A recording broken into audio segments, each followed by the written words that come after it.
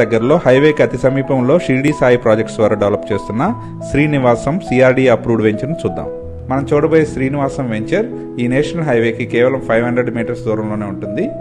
Screen మీద మనం చూస్తున్నది నేషనల్ హైవే నుంచి శ్రీనివాసం సిఆర్డి అప్రూవ్డ్ వెంచర్కి వెళ్లే రూటు. Srinivasam venture Kanchikacherla town limits లో హైవేకి చాలా దగ్గరగా ఉంటుంది. అలాగే ప్రపోజ్డ్ ఔటర్ రింగ్ రోడ్ కి లోపలే ఉంటుంది. శ్రీనివాసం సిఆర్డి అప్రూవ్డ్ వెంచర్ కి 40 ఫీట్ మరియు 30 ఫీట్ బీటీ రోడ్స్ తో చాలా మంచి అప్రోచ్ రోడ్ ఉంటుంది. Welcome to Srinivasam CRD approved venture.